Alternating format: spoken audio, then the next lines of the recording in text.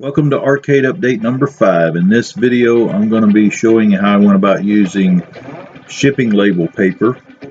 This happens to be 8.5 by 11. I picked up 100 sheets off of eBay for just over $10, including shipping, so it was a pretty good buy. So here you can see that I started with just a basic, this happens to be a Burger Time control panel, and notice that it printed out right to the edge. So what I figured out was that if I adjusted my printer settings so that I had a 1/2-inch border, then I would be able to peel back the backing on the sheet and then cut back the backing so that I wound up being able to stick one page to the next page. And this actually worked out really well in order to hold the sheets together. Once I did that, I went ahead and used clear packing tape on the back side just to reinforce the overlay that I was creating. Now I did this both for the control panel as well as the bezel. Now when I got ready to install the bezel, it's actually taped at the top and at the bottom, and it's held in place with the plexiglass.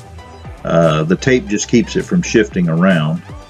Here's a look at the cabinet that I'm going to be putting this control panel and bezel on. It's the one on the left. And here's a closer image. Now you can see that I have a bezel that's ready to have some kind of artwork put on it, but also I'm using a control panel that was for Asteroids machine. So I went ahead and designed and cut the control panel.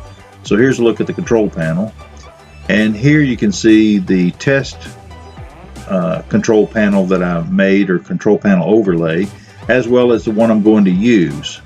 And of course, once it's installed and the plexiglass is over the top of it, it actually turns out to look really nice. So it's really amazing that this thing costs less than $1 to do both the bezel and the control panel. So I went online and I found the artwork both for the control panel and the bezel. So here, let's take a look at how I did the bezel. This is some artwork that I found off of Google, and you want to be sure and use high resolution images. But basically what I did was I printed it, and I used a border, a 1/2-inch border on each side, and then I taped it together after I printed it. And again, this is on the shipping label paper, 8.5 by 11.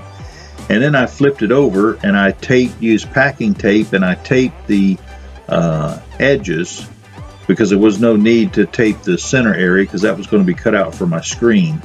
So here's how I went about cutting out the screen. First, I went ahead and did a rough cut to get most of the material out of the way. And notice I left the corners in. So to get those radius corners, it's about 1/4 of an inch, I actually used a hole punch, and I'm going to show you how I went about doing that. Here you can see whenever I rough cut out the design, you can see I chopped it up pretty badly. So after I put this together, I realized how good it looked, so I went ahead and redid it. But I'm going to show you now how I did the radius corners. And first, I took a piece of cardboard and punched the hole with my punch. And then you lay that over the area where you want the hole to be, and then you line the hole punch up with the hole that's in the card, and then you simply punch it through the paper. That allows you to get the hole exactly where you want it, because wherever you put that card is where your hole is going to wind up being. And you can see here that I wound up getting the hole in exactly the right spot. So it makes for a really crisp corner. And I did that on all 4 corners, and then I was able to tape this bezel in place, and it turned out really, really nice. So here's a look at the finished bezel right before I mounted it, as well as the tools and materials I used to install it.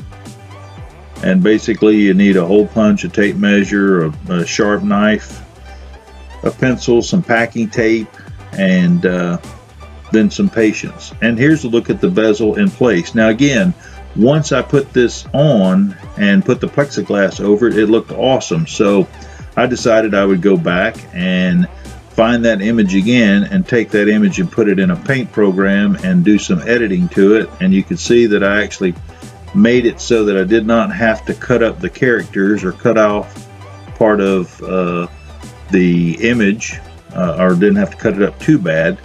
And here you can see the finished result of both the control panel as well as the bezel. So it turned out really well. And as far as my time, now I spent probably 2, maybe 3 hours on this, but if I were to do it again, I could probably do it in less than 2 hours. And the cost of materials, there's a little bit of packing tape, and the decal material, or in this case the shipping label material, cost me 10 cents a sheet, and I used 6 sheets on the bezel and 3 sheets on the overlay for the control panel. Now, you really don't need to use the shipping label paper. However, whenever you use regular paper, then you have to tape it together. And unless you can come up with a way to tape it just on the back side and keep it together, then shipping label paper is really the way to go. I guess you could use double-sided tape to tape it together, but there is some thickness in the double-sided tape, so therefore you're going to have a raised area where your paper comes together.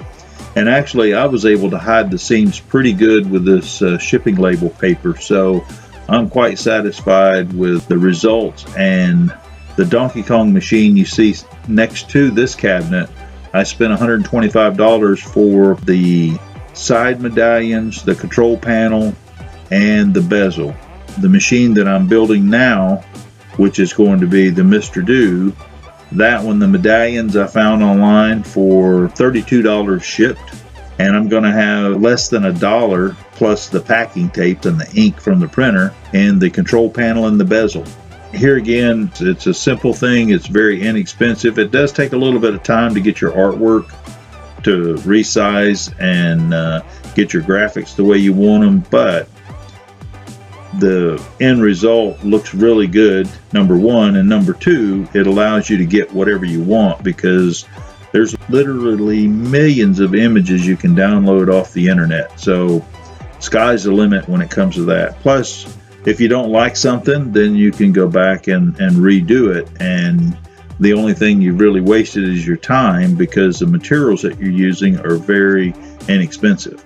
So I hope you found something here interesting. Maybe it'll inspire you to take it to another level and come up with a different technique. Either way, if you've enjoyed the video or got something out of it, leave a comment or send me an email, let me know. And I'm going to end this video showing you the step-by-step process on how I created a Mr. Do overlay. And this was the prototype overlay to see exactly how it was going to turn out. And it turned out so well that I created the one that I have on the machine now.